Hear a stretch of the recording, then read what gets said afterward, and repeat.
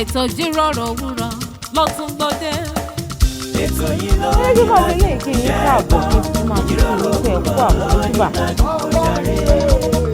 ètò tó kọ́ ni lọ́gbọ́n tó fún ni lóye ó gbà ṣàlàyé ètò ìjíròrò òwúrọ̀. ètò yìí ló ń ìlànà iṣẹ́ gbọ́.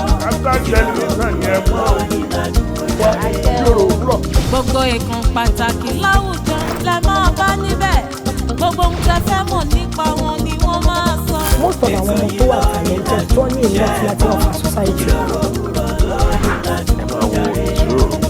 pẹ̀lú Ọlá Ọ̀nàbàjọ lórí Kaftan television Yorùbá níbi tá a ti ń ṣàfojúsùn ayé tó rẹwà. Kaftan television Yorùbá yín ẹ máa rí ibò rẹ o ẹ máa wo Kaftan.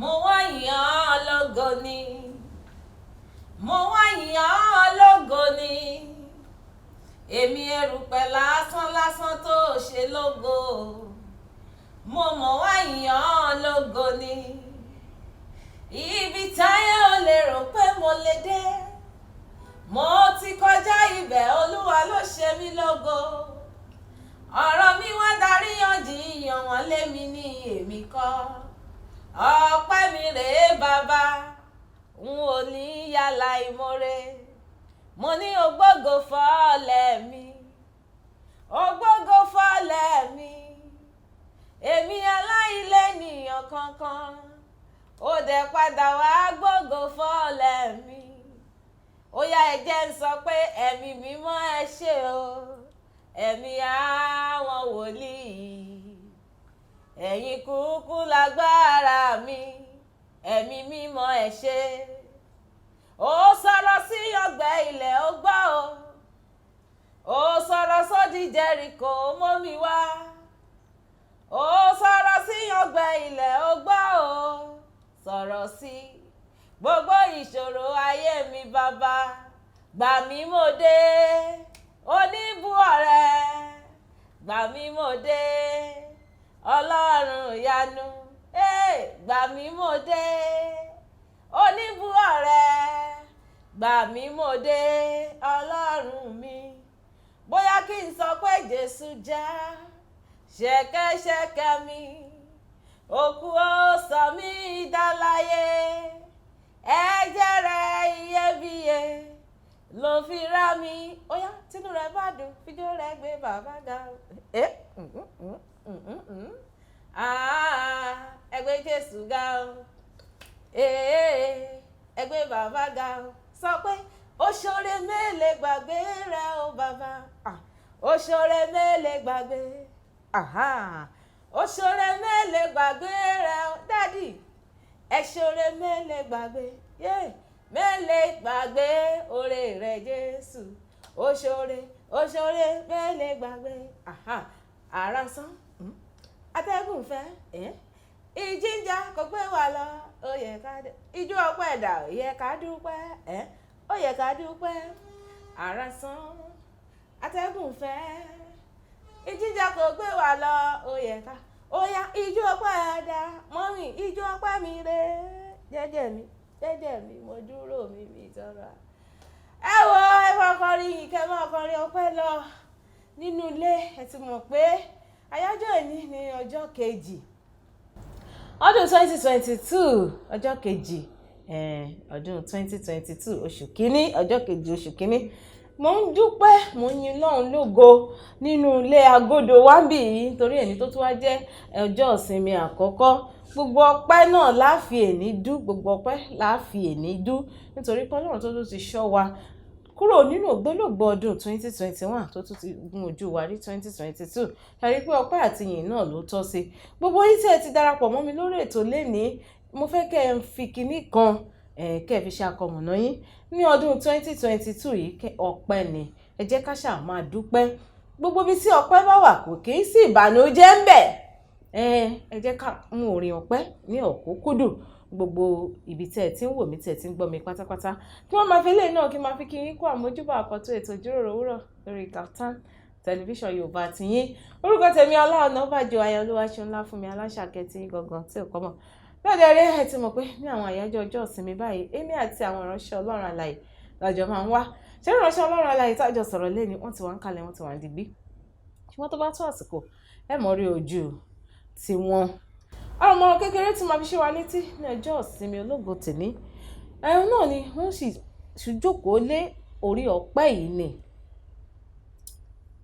ọ̀pẹ ká jẹ́ kí ọpẹ́ wa kó máa pọ̀ ju ìbéèrè wa lọ. Mo ti sọ ẹ̀mí tó bá ń dúpẹ́, ẹ̀mí tó bá ní ọkàn ọpẹ́, irú ẹ̀mí bẹ́ẹ̀ ó máa ń ní ayọ̀. Irú ẹ̀mí bẹ́ẹ̀ ó máa ń rí ohun tó dáa gbà lọ́wọ́ Ọlọ́run. Ṣùgbọ́n tí wọ́n bá jẹ́ pé gbogbo ìgbà náà ló ṣà ń ṣunu jọ, àwọn èèyàn gan ò mọ̀gbà tínú rẹ̀ ń dùn. Wọn ò mọ̀gbà tó ń dúpẹ́ lọ́wọ́ Elédùmarè. Ayọ̀ ọkàn ó máa jìnnà sírú ẹ̀mí tí bá ń ṣunu. Irú ẹ̀mí tó jẹ́ pé àròyé ṣá ni, ẹjọ́ wẹ́wẹ́ ṣá ni. Gbogbo nǹkan tí Elédùmarè ò tíì ṣe òun lẹ máa rí. Gbogbo eléyìí tó ti ṣe fún yín ẹ̀ ní rí yẹn. Ẹ dákun ẹnu ọdún tuntun tá a mú yìí, ẹ jẹ́ ká ní ọkàn ọpẹ́. Ẹ jẹ́ ká ní ọkàn tí ń dúpẹ́ oore lọ́wọ́ Ọlọ́run Elédùmarè.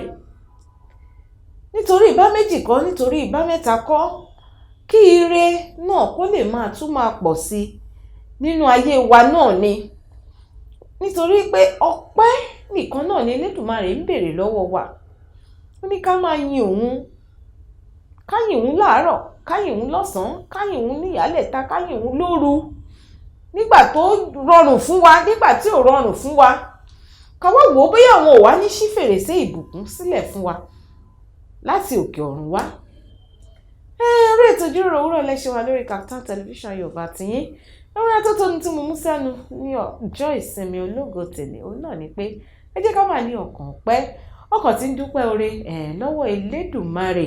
Nítorí pé bá a bá ní ọkàn ọpẹ́ òun náà la fi lè rí oore ìmí ìgbà lọ́wọ́ Ọlọ́run alààyè.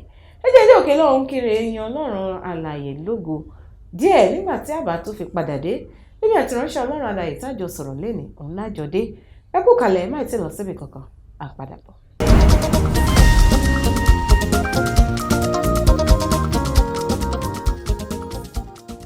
Ẹ káàbọ̀ padà sórí ètò ìjíròrò òwúrọ̀ lórí Kaftan Television Yorùbá tiyín. Fọ́fọ́lẹ́ ẹni tẹ́ṣẹ̀ ń darapọ̀ mọ́ mi lórí ètò ìsinmi ológo tọjọ́ tèmi. Eléyìí tó sì tún jẹ́ Sunday àkọ́kọ́ nínú ọdún 2022. Ìránṣẹ́ Ọlọ́run alààyè tí wọ́n máa bá wa sọ̀rọ̀, àwọn náà ti wà ń kalẹ̀ báyìí, wọ́n ti darapọ̀ mọ́ wa nínú ilé agodo. Bá mi, ẹ káàbọ̀ sórí ètò sá. Ẹ ṣé púpọ̀. Ẹ rọra sá. Ẹ kú òwúrọ̀ ẹ̀yin ará ilé. Yes sir. Gbogbo yàrá ilé ẹ rí pé ìránṣẹ́ Ọlọ́run wọ́n ti ń kí wa rí pé a kú òwúrọ̀ lọ́dẹ. Ẹ jẹ́ ń ṣe báyìí. Bá mi, ẹ bá ń ṣe àfihàn ara yín fún àwọn ará ilé, orúkọ yín àti ilé ìjọsìn. Orúkọ tèmi ni Adébáyọ̀ Táíwò láti inú ìjọ tí a mọ̀ sí Wisdom Gate tí ó wà ní Gíwá Òkè Àrò. Ìránṣẹ́ Ọlọ́run wọ́n ti dá orúkọ wọn fún wa. Ṣùgbọ́n ẹ ti mọ̀ pé kan tó lọ sínú ọ̀rọ̀ Ọlọ́run, a máa gbọ́rọ̀ náà lẹ́nu wọn. Bí iṣu ṣe kún, bọ́bẹ̀ ṣe bẹ́, gbogbo ẹ̀ ṣe rọ̀ṣọ̀ṣọ̀ṣọ̀. Ibi tí wọ́n ti bẹ̀rẹ̀ iṣẹ́ ìránṣẹ́ wọn máa sọ fún wa. Àwọn nǹkan tó ti dojúkọ lẹ́nu iṣẹ́ ìránṣẹ́ pàápàá, wọ́n á sọ fún wa lórí ètò lẹ́ni. Bá mi tẹ̀sí wà ní ẹnu iṣẹ́ ìránṣẹ́, ó ti tó bí ọdún mélòó sá? Ó ti tó 20 ọdún ó lé kan. Kábíyèsí Ọlọ́run, 20 ọdún ó lé kan, 21 years ní ìdí iṣẹ́ ìránṣẹ́. Ẹ jẹ́ kí bóyá kèmí gbé yín padà lọ sẹ́yìn díẹ̀. Báwo lẹ ṣe, torí bá ṣe ń wojú yín a máa wò pa àbí bí àkáńtáǹtì ló yẹ kẹ́ ẹ jẹ́ àbí nǹkan kan, kí lẹ ṣe gba iṣẹ́ ìránṣẹ́? Ní kété tí mo fi ayé mi fún Jésù, mo jọ̀wọ́ ara mi sílẹ̀ fún Olúwa láti jẹ́ òṣìṣẹ́ nínú ilé Olúwa. Níbẹ̀ ni àwọn ẹ̀bùn tí Olúwa fi fún mi ti bẹ̀rẹ̀ ní fi ara hàn. Kábíyèsí. èmi gẹ́gẹ́ bí ẹnìkan fún ẹ̀bùn tí a fún mi ó jẹ́ olùkọ́ni.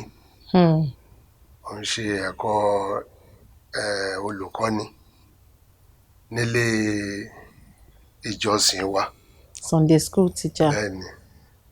Ní àsìkò yẹn mo wá rí wípé gbogbo àwọn tí èmi gan ń bu ọlá fún tí mò ń bu ìyìn fún nínú ìjọ tí Olúwa ń lò láti kọ́ wa tó bá fún mi ní àǹfààní láti kọ́ gbogbo ìjọ ní ẹ̀kọ́ Bíbélì ní kété tí n bá sọ̀kalẹ̀ ó máa bá mi wípé a dúpẹ́ fún oore ọ̀fẹ́ Ọlọ́run nínú ayé yín.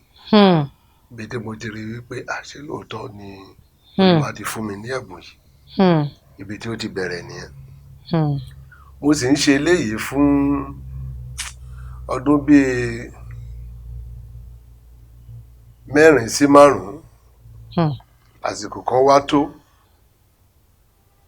Ẹ mọ̀ nínú gbogbo iṣẹ́ tí èèyàn bá ń ṣe a máa ń gbàdúrà wípé àwa náà fẹ́ lọ sí ibi gíga. Bẹ́ẹ̀ni sà. A fẹ́ kàwé, a fẹ́ gboyè. Ṣùgbọ́n nínú rẹ̀ mo rí pé àsìkò kan tó mo wò pé ó yẹ kí n tó tẹ̀síwájú kí n lọ kàwé sí. Kí la máa pè masters program ni mo fẹ́ lọ ṣe ńgbà yẹn. Mo fẹ́ lọ ṣe. Olúwa sọ fún mi wípé mi ò tẹ̀lé ẹ lọ. Kábíyèsí Ọlọ́run. Fúnra rẹ̀ ló ń dá lọ. Mo ti gba admission kí n kàn sọ acceptance letter fi lóko. Olúwa ní mi ò bá ọ lọ. Olúwa kí lẹ wá fẹ́ kí n ṣe báyìí? Bàbá sọ fún mi wípé kí n gba seminary lọ. Kábíyèsí Ọlọ́run. Kí n gba seminary lọ. Kí seminary ní ṣe pẹ̀lú iṣẹ́ tí mò ń ṣe gangan níta yàtọ̀ sí tinú ìjọ. Ìta fi ń bọ́ ẹbí. Bẹ́ẹ̀ni. Ìgbà tí Olúwa dẹ̀ sọ bẹ́ẹ̀. Mo dẹ̀ mọ̀ pé Olúwa bá ti sọ̀rọ̀. Béèyàn lọ síwájú kó lọ sí ẹ̀yìn. Ibẹ̀ yẹn ló yìí ń padà bọ̀ wá sí. Bẹ́ẹ̀ni o. Ìgbà tí Olúwa dẹ̀ ti bá mi sọ láti sọ fún wọn nínú ìjọ wípé nǹkan báyìí lolúwa fẹ́ kí n ṣe o. Ẹ̀kọ́ nínú ìjọ mo dàgbà nínú ẹ̀mí tó jẹ́ pé mo ní ipò tá a pè ní superintendent Sunday school. Lolú ìyá ìjọ wa ń gbà yẹn. Mo wá sọ fún àwọn tí ó wà lókè tí mo máa ń rìpọ́ọ̀tù fún. Ọgbà tó sọ wípé gbogbo ètò tí ń ṣe yìí náà kí ló tún fẹ́ lọ ṣe ní sẹ́mínárì eléyìí gan ti tó máa ṣe lọ Olúwa ti fọwọ́ sí onígbà nǹkan báyìí lolúwa sọ sọ láti tẹ̀síwájú gẹ́gẹ́ bí ọ̀rọ̀ Olúwa ṣe sọ sí mi. Mo dẹ̀ dúpẹ́ lọ́wọ́ Ọlọ́run wípé mo gbọ́ ohùn Olúwa mo kẹtí ikún sí àmì mo tẹ̀síwájú láti ṣe mo tẹ̀lé láti ṣe. Ní àsìkò yẹn mo rántí wípé àwọn institute kan wà ní UK tó ní ṣe pẹ̀lú profession mi tí mo ní jẹ́ kí n lọ ṣe masters kí mi náà lè wà chartered gẹ́gẹ́ bí iṣẹ́ tí mò ń ṣe ńgbà yẹn. Ṣùgbọ́n nígbà tí mo tẹ̀lé ohun tí Olúwa ṣe tolúwa sọ mo lọ sí seminary yìí. Ọdún 4 ló yẹ kí n fi ṣe ẹ̀kọ́ yìí ṣùgbọ́n pẹ̀lú oore ọ̀fẹ́ Ọlọ́run ẹ̀kọ́ tó yẹ kí n fi ọdún 4 ṣe Olúwa ràn mí lọ́wọ́ mo ṣe pẹ̀lú ọdún 2. Kábíyèsí Ọlọ́run. Láàárín ọdún 2 yìí bákan náà mo dúpẹ́ lọ́wọ́ Ọlọ́run wípé ohun tí mo ń làkàkà fún èmi náà fẹ́ wà chartered nínú profession mi ó sì bọ́ sí láàárín ọdún 2 yìí náà. Nítorí pé ẹ gbọ́ràn. Torí pé mo ṣe ìgbọràn sí ọ̀rọ̀ Olúwa. Nǹkan tó mú mi fẹ́ lọ ṣe masters nígbà yẹn nìyẹn. Ṣùgbọ́n tó pé mo gbóhùn Olúwa mo sì tẹ̀lé Olúwa ṣe iṣẹ́ yẹn ó ṣe láṣepé fún mi. Kábíyèsí Ọlọ́run. Ó dára láti gbọ́ ohùn Olúwa àti láti ṣe ìgbọràn sí ohùn náà. Ẹ jẹ́ ń yá ẹyọ kan kékeré nínú ọ̀rọ̀ bàbá wa. Ìgbọràn ó dáa. Mo ti yá ẹyọ kan nínú ìrìn àjò iṣẹ́ ìránṣẹ́ bó ṣe bẹ̀rẹ̀ lọ́dọ̀ wọn. Ọ̀pọ̀lọpọ̀ wa ló jẹ́ pé ètò Ọlọ́run bá ti ń bá wa sọ̀rọ̀ èyí tó wà nínú wa yẹn gangan òun la fẹ́ ṣe. ẹ wá wo bí wọn bá kàn ṣe máa fi oògùn ẹ̀tẹ̀ pa làpálàpá Ọlọ́run á túbọ̀ máa ràn yín lọ́wọ́ sà ní ìdí iṣẹ́ Olúwa yìí láti bí 20 ọdún ó lé ẹyọ kan tẹ̀ tí ń kó pọ̀ tẹ̀tún kó pọ̀ ṣé o ti ní àwọn àsìkò gbà kan bóyá lẹ́yìn ìgbà tẹ̀tẹ̀ ṣe gbọ́ràn gan tẹ̀tí wò pé Olúwa jọ̀ọ́ dákun má bínú ṣé àwọn àsìkò yẹn ti wà. Ṣé láti sọ wípé iṣẹ́ yìí mi ò ṣe mọ́ something like that. ìpèníjà ó di dandan kó wà nítorí pé tí Olúwa bá pèèyàn sí iṣẹ́ yìí bẹ́ẹ̀ ni sà. ó yẹ kó fi ọkàn sí wípé ìpèníjà máa wà Olúwa ò sọ wípé a kò ní ìpèníjà ohun tó ṣe ìlérí fún wa ni pé òun yóò wà pẹ̀lú wa bẹ́ẹ̀ ni sà. ó ní táwa bá ń la iná kọjá òun yóò wà níbẹ̀ pẹ̀lú wa kò sọ pé a ò ní ìpèníjà oríṣiríṣi ìpèníjà òun la ti rí lẹ́nu iṣẹ́ ìránṣẹ́ yìí. Ọlọ́run ṣeun nítorí pé ìpèníjà ti wá mú pé fẹ́ sọ iye ọkàn tó jẹ́ iye ọkàn péré fún wa ń bẹ̀. ká fi kẹ́kọ̀ọ́ lóríṣiríṣi ọ̀nà ní ìpèníjà ti wá wàá wò wípé Olúwa ǹjẹ́ ẹ̀yin wà ń bẹ̀ báyìí nígbà tí ìpèníjà bá bẹ̀rẹ̀ tí ìdojúkọ bá wà nínú iṣẹ́ ìránṣẹ́ yìí gẹ́gẹ́ bí oore ọ̀fẹ́ Ọlọ́run tí mo rí gbà ìpèníjà tó jẹ́ pé ó fẹ́ mú ẹ̀mí lọ kábíyèsí Ọlọ́run mo ti bá a pàdé nítorí iṣẹ́ ìránṣẹ́ yìí wọ́n ti gbé ìbọn wa ká mi mọ́ lérí Jésù Kristi. èyí dẹ̀ ní ṣe pẹ̀lú wípé ìjọ tí mo ti ń ṣiṣẹ́ ń gbà yẹn Olúwa nígbà tí Olúwa sọ fún mi mo lọ sí branch wa kan tí mo bẹ̀rẹ̀ lákòókò yẹn kété tí mo débẹ̀ àwọn tí a lè pè ní secretary àti treasurer mo sọ fún wọn pé ẹ wá mo wá síbí fún àkókò díẹ̀ ni tásìkò bá tó màá tẹ̀síwájú gẹ́gẹ́ bí Olúwa ti sọ fún mi ṣùgbọ́n ìgbà tí àsìkò yẹn tó ìpèníjà yọjú torí pé bó tilẹ̀ jẹ́ pé àwọn tó wà nínú ìjọ mi ò sọ fún wọn pé mò ń lọ àsìkò ti tó ó kù ọ̀sẹ̀ kan tí n máa fi ìjọ yẹn sílẹ̀ ni mo sọ fún wọn pé mo fẹ́ máa tẹ̀síwájú tó bá máa di ọjọ́ ìsinmi tó ń bọ̀ pásítọ̀ yín kò ní jẹ́ pásítọ̀ yín mọ́ o gbogbo wọn wá wojú mi pé kí arákùnrin yìí ń sọ ṣùgbọ́n torí pé mo ti gbọ́ ohùn Olúwa ni pé àsìkò ti tó láti tẹ̀síwájú oríṣiríṣi dẹ̀ ni mo rí lẹ́yìn ìgbà yẹn àwọn tí kò fẹ́ kí n lọ àwọn tó fẹ́ kí n lọ torí pé mo máa ń sọ báyìí wípé tá bá ń sọ nípa ogun ènìyàn mímọ́ àti ogun ènìyàn mímọ́ gbogbo ẹ̀ ni mo ti là kọjá nínú iṣẹ́ ìránṣẹ́ yìí. Olúwa ṣeun. lẹ́yìn tí mo fi ìjọ yìí sílẹ̀ kò ju bí oṣù 4 tí a dá ìjọ tuntun tí Olúwa ní ká dá sílẹ̀ ni wọ́n gbé ìbọn wá. kó tó di àsìkò yẹn wọ́n ti kọ́kọ́ wá kí n wá tọwọ́ bọ̀wé fún owó tí a ní àkáǹtì wọ́n ní mi èyí tọ́ bọ̀ lẹ́yìn oṣù mẹ́rin tí mo ti fi bẹ́ẹ̀lẹ̀ báàlà ẹ fẹ́ reconcile account mo ti kú òǹbẹ̀ oṣù mẹ́rin ti kọjá kábíyèsí ó ní ètò tẹ máa ń láti gbé ẹni tí mo máa ń rìpọ́ọ̀tù fún ó mọ ètò tó yẹ kó gbé torí pé a ní constitution tó ń gáìdì wa láti lọ ṣe ọ̀rọ̀ wọ́n ti ṣe owó mọ̀kùmọ̀kù owó ìjọ ètò wà ní báńkì náà èmi ò lè fọwọ́ sí o Saturday náà wá ṣùgbọ́n ọjọ́ Monday náà gbébọn wá ìròyìn sì kàn wípé lẹ́yìn tó gbébọn wá wọ́n ti lérò wípé nínú ilé Ọlọ́run mo ti dágbére fáyé wípé ẹni tó yìnbọn gan èyí tó fi súnmọ́ mi bóyá ló tóbi tí arákùnrin wa wà bá a ṣe wà síra yìí ìyàtọ̀ láàrin wa kò ju bó ṣe bá a ti jọ jókòó yìí ló fi yọ ìbọn yẹn kí n dẹ̀ tó bẹ̀rẹ̀ pé mo fẹ́ wọlé sínú ilé mi ni aṣígètì lẹ̀ pé kí n wọlé kò sí nǹkan lé mi kan mo wà lé lọ́jọ́ yẹn kí n dẹ̀ wọlé padà sínú mọ́tò kí n drive wọlé ìbọn náà yọ sí mi kí n tó sọ kí lẹ fẹ́ tán kí lẹ wọ́n yìnbọn ni Jésù Kristi. ṣùgbọ́n ọwọ́ Olúwa wà níbẹ̀ láti gbé mi ró. Olúwa ṣeun.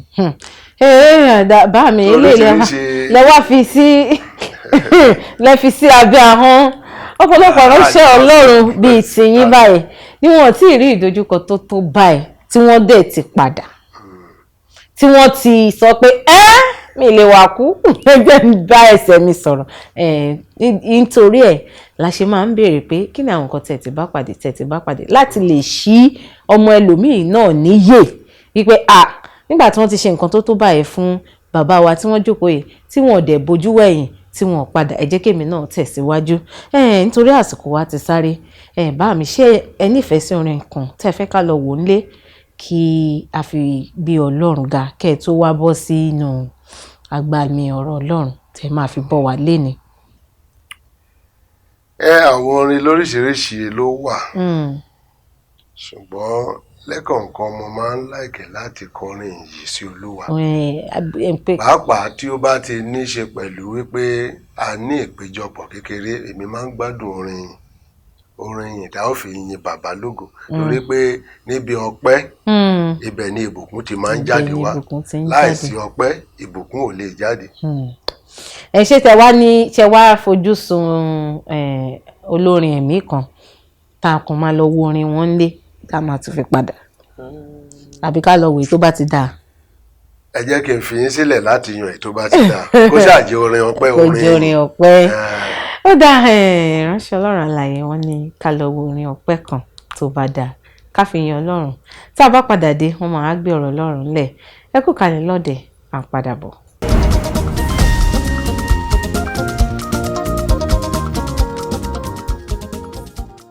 Orí ètò ìjíròrò òwúrọ̀ lẹ́ṣẹ̀ wa lórí Kaftan television Yorùbá tìyín lórí ìránṣẹ́ Ọlọ́run alààyè tá a ti jọ wà lórí ètò lẹ́ni wọ́n ti ń sọ bí ìrìn àjò iṣẹ́ ìránṣẹ́ bó ṣe bẹ̀rẹ̀ fún wa àwọn nǹkan tí wọ́n ti bá pàdé lẹ́nu iṣẹ́ ìránṣẹ́ àti gbọ́ díẹ̀ ńbẹ̀ a lè gbọ́ tán àti gbọ́ díẹ̀ ńbẹ̀ wọ́n ti wá ṣetán báyẹn láti gbé ọ̀rọ̀ Ọlọ́run ńlẹ̀ má gbàgbé wọ́n sọ fún wa nígbà tí wọ́n dé láti ìjọ Wisdom Gate ní Òkè Àró náà ni wọ́n ti wá darapọ̀ mọ́ wa lóore ni bá mi ẹ kú kalẹ̀ sà. Ẹ ṣe púpọ̀. Ẹ rọra sà bóyá kẹ́ gbé ọ̀rọ̀ Ọlọ́run ńlẹ̀ ká tẹ̀síwájú lórí ètò.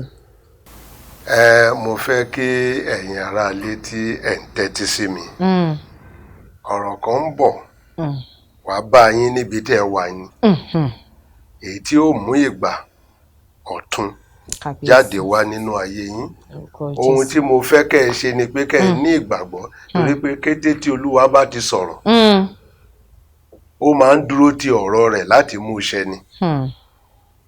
Mo fẹ́ ka ibi kékeré kan fún wa nínú ìwé Jòhánù lówùrọ̀ yìí Jòhánù orí 5 láti ẹsẹ̀ 1 ìmọ̀ wípé lẹ́yìn nǹkan wọ̀nyí àjọ àwọn Júù kan kò Jésù sì gòkè lọ sí Jerúsálẹ́mù adágún omi kan sì wà ní Jerúsálẹ́mù létí bodè àgùntàn tí à ń pè ní Bethesda léèdè Hébérù tí ó ní ìloro 5 nínú wọ̀nyí ni ọ̀pọ̀ àwọn abirù ènìyàn gbé dùbúlẹ̀ sí àwọn afọ́jú arọ àti àwọn gbígbẹ wọ́n sì ń dúró de rírú omi nítorí áńgẹ́lì a máa dìgbà sọ̀kalẹ̀ lọ sínú adágún náà a sì máa rú omi lẹ́yìn ìgbà tí a bá ti rú omi náà tán ẹnikẹ́ni tí ó bá kọ́ wọ inú rẹ̀ á di alára dídá nínú àrùnkárùn tí ó ní ọkùnrin kan sì wà níbẹ̀ ẹni tí ó ti wà ní àìlera rẹ̀ lé ọdún 38 bí Jésù sì ti rí i ní ìdùbúlẹ̀ tí ó sì mọ̀ wípé ó ti pẹ́ tí ó ti wà níbẹ̀ ó wí fún un pé ìwọ fẹ́ kí a mú ọ lára dá bí? Abirùn náà dá a lóhùn wípé ọ̀gbẹ́ni èmi kò lé ẹni tí ìbá gbé mi sínú adágún nígbà tí a bá ń rú omi náà bí èmi bá ti ń bọ̀ wá ẹlòmíràn á sọ̀kalẹ̀ sínú rẹ̀ wá síwájú mi Jésù sì wí fún un pé dìde gbé àkéte rẹ kí o sì máa rìn lọ́gán a sì mú ọkùnrin náà lára dá, ó sì gbé àkéte rẹ̀ ó sì ń rìn. Ọjọ́ náà sì jẹ́ ọjọ́ ìsinmi. Mo dúpẹ́ lọ́wọ́ Olúwa nítorí pé ọjọ́ ìsinmi la wà lọ́jọ́ èní. Mo sì mọ̀ wípé ọ̀rọ̀ kan ń bọ̀ wá bá ọ níbi tó jókòó sí yẹn tí ó mú ìgbà ọ̀tun wọnú ayé rẹ wá ní orúkọ Jésù. Àmín Jésù. Mo fẹ́ bá wa sọ̀rọ̀ ní ṣókí lórí àkọ́rí tí mo pè ní ìgbàpadà. Ìgbàpadà. Ìgbàpadà. Ìwé mọ́ sọ fún wa wípé ohun gbogbo ló ní ìgbà àti àkókò lábẹ́ ọ̀run. Tí a bá wo ohun ibi tí a ti kà yẹn, a rí i pé Bíbélì sọ fún wa nípa arákùnrin kan tó ti wà ní ipò tí ó wà ọdún méjìdínlógójì ló ti wà ní ipò ni. Ó sì ń dúró láti gba ìràpadà tirẹ̀, láti gba ìgbàpadà àlàáfíà ara rẹ̀. Ó wà ní ipò yẹn, ṣùgbọ́n Jésù bá a pàdé torí pé ìwé mọ́ sọ fún wa pé wọ́n wà níbẹ̀ oríṣiríṣi abirùn, àwọn arọ, àwọn afọ́jú, àwọn tí ọwọ́ wọn ti gbẹ, tí ẹsẹ̀ ti gbẹ, tí ò ṣeé gbé mọ́, wọ́n sì ń dúró kí áńgẹ́lì wá rú omi. Mo fẹ́ sọ fún ọ lówùrọ̀ yìí wípé wọ́n wà níbẹ̀, wọ́n ń dúró kí áńgẹ́lì wá láti wá rú omi ni. Tá bá wo ìwé Jóòbù, ìwé Dáníẹ́lì, ìwé mọ́ sọ fún wa wípé ní orí kejì ẹsẹ̀ 20 àti 21 wípé ìbùkún ni fún orúkọ Olúwa nítorí òye àti ipá tirẹ̀ ni. Ó máa ń yí ìgbà àti àkókò padà. Ó máa ń yí ìgbà àti àkókò padà. Èmi ò mọrú ìgbà tí ó wà, mi ò mọrú àkókò tí ó wà nínú ìrìn àjò ayé rẹ̀, ṣùgbọ́n mo fẹ́ kó o nígbàgbọ́ lówùrọ̀ yìí wípé Olúwa tó ń yí ìgbà àti àkókò padà yóò dá sí ọ̀rọ̀ ayé tìrẹ náà. Àmín Jésù. Arákùnrin kan tí a kà nípa ìtàn rẹ̀ yìí, ìwé mọ́ sọ wípé wọ́n wà létí omi, wọ́n ń dúró kí áńgẹ́lì wá láti òkè wá láti wá rú omi ni. Ìwé mọ́ jẹ́ kí ó yé wa wípé ó ní ìgbà tí áńgẹ́lì máa wá, ó ní ìgbà tí ó ní àkókò tí áńgẹ́lì gbọ́dọ̀ wá. Oníkálukú wọn ń dúró dè kó dé. Mi ò mọ ìgbà tí wọ́n ti ń dúró de tiẹ̀. Mi ò mọ ìgbà tí o ti ń fojú sọ́nà fún ìsọdọ̀tun nínú ayé tirẹ̀. Ṣùgbọ́n mo fẹ́ kó o mọ̀ wípé Jésù Kristi yìí náà ó sì wà síbẹ̀, agbára rẹ̀ sì wà síbẹ̀. Ní ipò tí ó wà ní lówùrọ̀ yìí, gẹ́gẹ́ bí o ti ń gbọ́ ohùn Ọlọ́run, Jésù Kristi kan náà yìí, èyí tí ó bá arákùnrin nì pàdé létí omi, yóò bẹ̀ ọ́ wò ní orúkọ Olúwa. Àmín Jésù. Mo gbàdúrà fún ọ lọ́jọ́ òní, gẹ́gẹ́ bí ọ̀rọ̀ Olúwa ti sọ. Ìwé mọ́ sọ fún wa wípé wọ́n wà ní etí omi, wọ́n ń dúró kí áńgẹ́lì wá rú omi. Ẹnikẹ́ni tí ó bá sì kọ́kọ́ wọnú omi yìí yóò gba ìmúláradá. Omi kan wà èyí tá a ti rú. Kò ṣe pé bóyá à ń dúró de áńgẹ́lì kó wá rú, a ti rú ọ̀rẹ́dì. Ẹnikẹ́ni tó bá kọ́kọ́ wọnú rẹ̀ ni, ẹnikẹ́ni tó bá kọ́kọ́ gbà á, ẹnikẹ́ni tó bá wù tí ó bá gbà á yóò gba ìmúláradá. Omi yìí, èyí òun ni ẹ̀jẹ̀ Jésù Kristi. Hallelujah. Hallelujah. Mo fẹ́ kẹ́ ẹ tẹ́tí sí mi lówùrọ̀ yìí. Olúwa, ìwé mọ́ jẹ́ ká mọ̀ wípé arákùnrin ń dúró de ìgbà ọ̀tun. Ìgbà ọ̀tun. Ìgbà tí ó gba àlàáfíà tirẹ̀ padà. Jésù Kristi béèrè ní ìbéèrè kan nígbà tó bá a ní etí odò yìí. Ó ní, ǹjẹ́ o fẹ́ gba ìmúláradá bí? Kàkà kí arákùnrin yìí kó dáhùn wípé bẹ́ẹ̀ ni sà, ìtorí ẹ̀ mo ṣe wà ń bì. Kábíyèsí Ọlọ́run. Ẹ jọ̀ọ́ ẹ gbà mí. Ohun tí ó fi dá Jésù lóhùn ni wípé èmi kò ní ẹnìkan. Àròyé ló ń ṣe. Ní ipò tí ìwọ wà lówùrọ̀ yìí, pàápàá o ti lè rora rẹ pín. Èmi ò ní ẹnìkan tí ó fà mí sókè. Èmi ò ní ẹnìkan tí ó ràn mí lọ́wọ́. Èmi ò ní ẹnìkan tí ó gbèjà mi jà. Olúwa o. Bóyá ohun tí ìwọ pàápàá ti ń sọ nìyẹn, ṣùgbọ́n mo fẹ́ kó mọ̀ wípé Jésù ò nílò ẹnikẹ́ni tí o bá ti ṣetán òun fúnra ara ẹ̀ ṣetán láti gbà ọ́, bẹ́ẹ̀ni, ó ṣetán láti ràn ọ́ lọ́wọ́, bẹ́ẹ̀ni, ó ṣetán láti gbé ọ sókè. Mo ń sọ nípa ìgbà padà, àkókò tá a wà náà lélẹ́yìí. Mi ò mọ ohun tó o ti lè là kọjá ní ọdún tó kọjá, mi ò mọ àwọn ohun ìrírí tó o ti lè rí, ṣùgbọ́n mo fẹ́ kó o mọ̀ lówùrọ̀ yìí wípé Jésù Kristi ọba tó ń yí ìgbà àti àkókò padà, bẹ́ẹ̀ni, tí o bá ṣílẹ̀kùn fún yóò ṣe ohun ọ̀tun nínú ayé rẹ. bẹ́ẹ̀ni. Hallelujah. Hallelujah. Ìwé mọ́ sọ fún wa wípé Jésù Kristi sọ fún arákùnrin yìí èyí tó ti wà ní ìdùbúlẹ̀ tí kò rí ẹni tí ó ràn ọ́ lọ́wọ́. Ní ẹsẹ̀ kẹjọ Jésù wí fún un wípé dìde gbé àkéte rẹ kí o sì máa rìn. Ìwé mọ́ sọ pé lọ́gán a sì mú ọkùnrin náà lára dá, ó sì gbé àkéte rẹ̀ ó sì ń rìn. Ọjọ́ náà sì jẹ́ ọjọ́ ìsinmi. Ọjọ́ ìsinmi tìrẹ leléyìí tí Olúwa fẹ́ fún ọ ní ìsinmi kúrò nínú wàhálà tìrẹ náà, kúrò nínú ìpòrúurú ọkàn èyí tó o ti ní, àwọn ohun tó o ti lè là kọjá. Mo sọ fún ọ lẹ́ǹkan wípé ó ràn mí lọ́wọ́, oríṣiríṣi ohun la ti là kọjá, ṣùgbọ́n Jésù Kristi wà níbẹ̀ fún wa. Kábíyèsí. Ó sì ṣetán láti dá sọ́rọ̀ ayé tìrẹ náà. Gbọ́ mi lóòrọ̀ yìí, ìwé mọ́ sọ wípé ó rán ọ̀rọ̀ rẹ̀ jáde, ọ̀rọ̀ rẹ̀ sì wò wọ́n sàn, ó sì gbà wọ́n là kúrò nínú gbogbo ìparun wọn. Mo sọ àsọtẹ́lẹ̀ sínú ayé rẹ lọ́jọ́ òní. Olúwa o. Gbogbo ohun ni tó ti ń retí fún ọjọ́ pípẹ́. Olúwa. Gbogbo ọdún ni tó ti kọjá lọ tó ti ń wò pé báwo ni mo ṣe rà á padà. Agbára Ọlọ́run èyí tó mú Jésù Kristi jíǹde kúrò nínú òkú, mo gbàdúrà lórúurọ̀ yìí yóò ra ìgbà padà fún wọn náà. Àmín Jésù.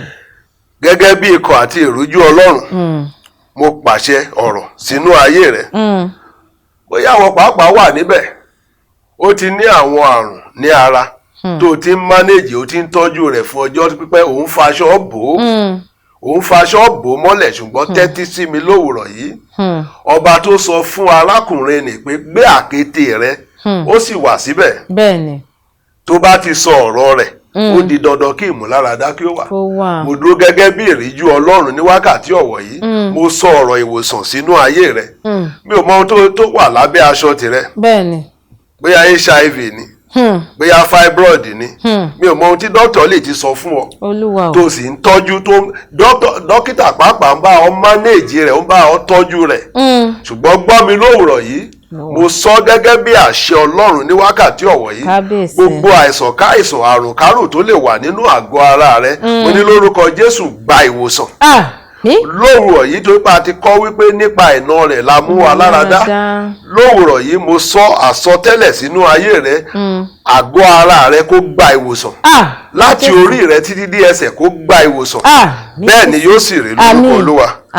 Ó ti rí bẹ́ẹ̀. Bẹ́ẹ̀ni. Kò ní yí padà. Amen. Jésù agbára wa. Àmín, àmín, àmín lórúkọ Jésù. Bàbá wa ẹ ṣeun, ẹ kú iṣẹ́ ìránṣẹ́ láti ìgbà tẹ́ ẹ ti bẹ̀rẹ̀, tẹ́ ẹ ti darapọ̀ mọ́ wa. A tún fẹ́ dé òkè lọ́hùn ní ìṣẹ́jú ráńpẹ́ ká fi ẹsẹ̀ rajó. Tá a bá padà dé, ẹ sì máa tún bá wa fi àwọn èèyàn sí abẹ́ òjìji Elédùmarè ní ọdún tuntun tá a wà yìí. Ṣùgbọ́n ká dé òkè lọ́hùn náà, bẹ́ẹ̀ ti sọ fún wa lẹ́ẹ̀kan pé orin ọpẹ́ lẹ nífẹ̀ẹ́ sí, ká fẹ́rẹ̀ wo orin ọpẹ́ kan ká fi gbé Ọlọ́run ga. Tá a bá padà dé ká wá tẹ̀síwájú. Ẹ kú kalẹ̀, á padà bọ̀. Ẹ ṣé púpọ̀.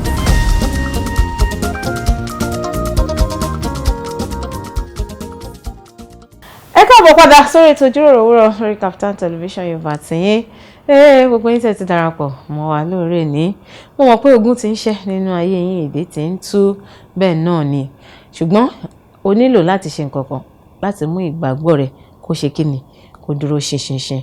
Bàbá wa nínú Olúwa wọ́n sì wà ń kalẹ̀, wọ́n wà ń digbí. Mo ti ṣàlàyé fún wa kó tó di pé a lọ sí lágbára pé wọ́n sì máa sọ̀rọ̀ àṣẹ sínú ayé wa, wọ́n máa fi wá sí abẹ́ òjìji Olódùmarè ní ọdún tuntun tá a ṣẹ̀ṣẹ̀ mú yìí.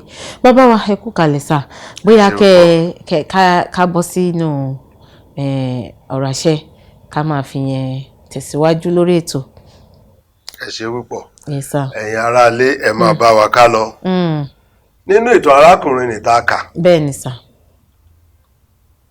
Àwọn ará ìlú yẹn wọ́n dìde ti Jésù. kí lè ẹ̀tọ́ tó o ní tó fi ń ṣiṣẹ́ lọ́jọ́ ìsinmi wọ́n gbàgbọ́ nínú òfin ṣùgbọ́n ohun kan ni Jésù fi dá wọn lóhùn ní ẹsẹ̀ 17. Yes, sir. Jésù Kristi wípé ṣùgbọ́n Jésù dá wọn lóhùn wípé bàbá mi ti ń ṣiṣẹ́ títí di ìsinsìnyí èmi sì ń ṣiṣẹ́. Gbọ́ mi ìwọ tó ń wò mí lówùrọ̀ yìí ìbẹ̀rẹ̀ ọdún tuntun la wà. Bàbá mi ń ṣiṣẹ́ èmi náà sì ń ṣiṣẹ́ ni Jésù ń wí. Ẹni tó rán mi níṣẹ́ bẹ́ẹ̀ ló wà lẹ́yìn mi digbí. Kábíyèsí. Mo sì ní ìgbàgbọ́ wípé nínú ọdún tuntun tá a wọnú rẹ̀ yìí iṣẹ́ ẹnì tó o ti lérò wípé kò yóò ṣeé ṣe bàbá mi lókè yóò ṣe fún ọ. Jésù. Mo gbàdúrà fún ọ lọ́jọ́ òní. Ìrìn àjò ọmọ ènìyàn a ti kọ́ wípé kì í ṣe fún ọmọ ènìyàn tí ó rìn láti tọ́ ìṣísí ara rẹ̀ bí kò ṣe láti ọ̀dọ̀ Ọlọ́run wá. Tó bá jẹ́ bẹ́ẹ̀ nínú ọdún tuntun yìí oyè ń wò pé báwo ni mo ṣe ọdún tuntun. Mo gbàdúrà fún ọ lọ́jọ́ òní Olúwa tí ń bá mi rìnrìn àjò ayé mi yóò bá ọ rìn. Nínú ọdún yìí ìjákulẹ̀ yóò jìnnà sí ọ. Nínú ọdún yìí mo gbàdúrà fún ọ àwọn tó o nílò láti fà ọ sókè. Gbọ́ mi arábìnrin ni Olúwa ní kí n sọ fún yín pé ó lówó púpọ̀ ó wojú mi ó sì rẹ́rìn-ín báwo ni mo ṣe ṣe èmi tó jẹ́ pé inú rẹ̀ ni mo ti dìde bàbá mi ìyá mi wọ́n ń làkàkà ni ṣùgbọ́n nígbà tó Olúwa máa bẹ̀rẹ̀ iṣẹ́ nínú ayé rẹ̀ Olúwa yà á lẹ́nu. Kábíyèsí Olúwa. Ẹni tó lérò wípé a kò lè ra fóònù fún mi òun lolúwa wá lò láti lànà fún. Kábíyèsí. Ìbéèrè tó kọ́kọ́ bí ni wípé ṣo ní account number ó lóun ní ó ní fi ránṣẹ́ sí mi. The next thing tó máa rí inú àkáǹtì ẹ̀ 20 million naira lórí. Kábíyèsí Olúwa. Aláàtì àkọ́kọ́ tó kọ́ rí nìyẹn. Ṣùgbọ́n mi ò fẹ́ gbà lásìkò mo fẹ́ kó o mọ eléyìí mo sọ jáde kó o lè mọ̀ wípé tí Olúwa bá ti sọ̀rọ̀ rẹ̀ ó di dandan kó múṣẹ ni. Bẹ́ẹ̀ni o. Gbọ́ ọ̀rọ̀ Olúwa lówùrọ̀ yìí. Orúkọ Jésù. Ìrànwọ́ ni tó nílò. Kábíyèsí. Tí ó mú ọ lọ sí ibi gíga. Olúwa o. Ìrànwọ́ ni tó nílò. Kábíyèsí. Tí ó mú kí òkìkí àti ògo rẹ kí ó tàn nínú ayé. Bàbá. Ní lórúkọ Jésù ọ̀run jogún rẹ̀ fún ọ. Láti ọjọ́ òní bó ti gbọ́ ọ̀rọ̀ Olúwa nínú ọdún tuntun tá a wọnú rẹ̀ yìí agbára Ọlọ́run èyí tó lànà nínú òkun pupa níbikíbi tó o bá kọjú sí tó dàbí pé ọ̀nà fẹ́ dí mọ́ ọ mo ní agbára náà yóò lànà fún ọ. Gbọ́ mi lówùrọ̀ yìí Olúwa kò yí padà ọ̀rọ̀ rẹ̀ sì wà bákan náà. Ọba tó ń bá ní rìnrìn àjò ayé ẹ̀dá tí kò ń jẹ́ kó gúnlẹ̀ ségbò tí ò fo nínú ọdún ìgbò tí ń lọ Olúwa yóò bá ọ rìn. Ìrìn àjò rẹ kò ní bí aráyé nínú. Mo gbàdúrà fún ọ lọ́jọ́ òní gbogbo agbára kágbára èyí tó lè ti máa dẹ́rù bà ọ́ èyí tó ti máa sọ wípé èmi yóò fi ayé hàn mo gbàdúrà lọ́jọ́ òní bàbá mi tí ń bẹ lọ́run yóò fi ọ̀run hàn. Mo gbàdúrà fún ọ lọ́jọ́ òní nínú ọdún tuntun yìí orin ọ̀tún yóò máa ti àgọ́ ilé rẹ jáde. Orin ọ̀tún orin tí àwọn aráyé yóò gbọ́ tó sì máa bá ọ yọ̀.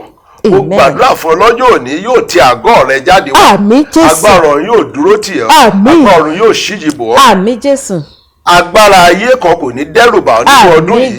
Mo fi àmì má fọwọ́ kan sínú ayé rẹ lọ́jọ́ òní. Gbọ́ mi Olúwa fi àmì nì sí ara Kéènì lọ́jọ́ kìíní torí pé nígbà tí Kéènì dẹ́ṣẹ̀ ó rí pé èmi yóò bẹ̀rẹ̀ sí ní hùwàkuwà ẹnikẹ́ni tó bá rí mi yóò sì pa mí mọ́ ìwé mọ́ sọ wípé Olúwa fi àmì sí lára àmì má fọwọ́ kàn tí ó mú kí òkùnkùn kó rí ọ kó tẹríba lórúkọ Jésù lọ́jọ́ òní mo fi sínú ayé rẹ ohun tí ọ̀run gùn bẹ́ẹ̀ ni yóò sì rí kò ní yí padà nínú ọdún yìí yóò gbégbá ọpẹ́ nínú ọdún yìí ó ṣe rere ó lọ síbi gíga bẹ́ẹ̀ ni yóò sì rí mo dúpẹ́ torí pé Olúwa ti gbọ́ yóò sì ṣe àṣepé rẹ̀ nínú ayé rẹ̀ Jésù agbára mi.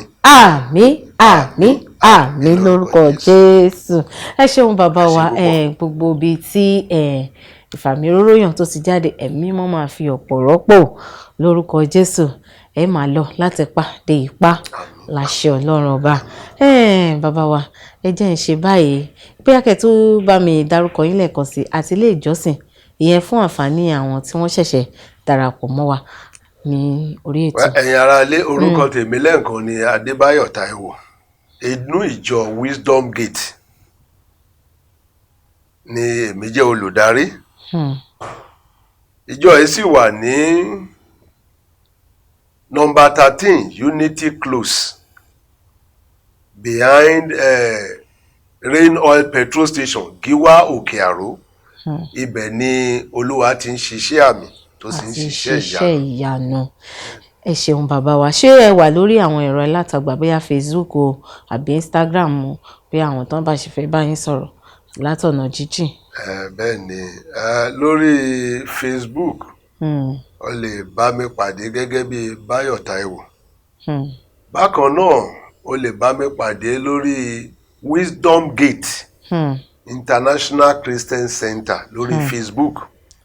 Wisdom Gate International Christian Center lórí Facebook. Ní YouTube o lè bá wa pàdé ní Wisdom Gate TV. Ibẹ̀ ni o ti lè bá wa pàdé. Ẹ ṣeun sá, ẹ ṣeun àdúpẹ́. Yorùbá máa ń sọ̀rọ̀ kan wọ́n ní òun ní ká jẹun pẹ́ lẹ́nu ṣùgbọ́n òfò ọ̀fun kọ́ ìyẹn ò jẹ́. Ṣùgbọ́n àdúrà ilé tí màá gbà lé ni pé gbogbo ìbùkún àti ayọ̀ tí ẹ ti rí gbà kó mọ̀ yín lórí kó sì jẹ́ àjẹmọ́nú fún yín torí pé èmi náà ti kó gbogbo tèmi báyìí. Orin tí mo sì máa mú sẹ́nu náà ni pé ìbùkún tí mo rí gbà máa mú délé, oore ọ̀fẹ́ tí mo rí gbà máa mú délé. Orúkọ tèmi ò tí yí padà, Ọlá Ọ̀nàbàjọ́ ni mo ń jẹ́. Ayọ̀lúwa Ṣọlá fún mi Aláṣàkẹ́ tí ń gangan tí ó kọ́ mọ̀. Tẹ́ bá ní ọ̀rọ̀ kan tàbí méjì tẹ́ fẹ́ bá mi náà sọ, ẹ tẹ àwọn àtẹ̀jíṣẹ́ yín ṣọwọ́ @Ọ̀nàbàjọ́ Ọláwálé @Ọ̀nàbàjọ́ Ọláwálé. Tó bá jẹ́ orí Kaftan Television Yorùbá lẹ ti fẹ́ bá wa sọ̀rọ̀ @Kaftan TV Yorùbá, ẹ tẹ àwọn àtẹ̀jíṣẹ́ yín ṣọwọ́. Tẹ́yin bá dàbí ìránṣẹ́ Ọlọ́run tájọ ṣètò lẹ́ni tẹ́yin náà fẹ́ wá kópa lórí ètò ìjíròrò òwúrọ̀ lórí Kaftan Television Yorùbá, ẹ tẹ àtẹ̀jíṣẹ́ yín ṣọwọ́. Ó dá mi lójú pé a máa fi èsì tó dára ránṣẹ́ sí yín. Bá ti wọ́n dágbére péré àtayọ̀ náà láti fi pàdé láàárọ̀ ọ̀la. Bá mi ẹ̀wà bá mi juwọ́ sáwọn ará lé pé ó dàbọ̀ ó dìgbà kan náà. Ó dàbọ̀ Olúwa á wà pẹ̀lú yín o. Àlàáfíà Olúwa ó máa bá yín gbé. Àmín. Ẹ ṣé. Dàbọ̀. Ètò ìjíròrò òwúrọ̀ ló tún gbòde. Ètò yìí ló Ẹ jẹ́ kí ilé ìkí yín káàbọ̀ kí n máa fi ìlú ẹ̀kú àmójúbà. Ètò tó kọ́ ni lọ́gbọ́n tó fún ni lóye ó gbà ṣàlàyé. Ètò ìjíròrò òwúrọ̀. ètò yìí ló ní ládùn iṣẹ́ gbọ́. Gbogbo ìkan pàtàkì láwùjọ lẹ máa bá níbẹ̀.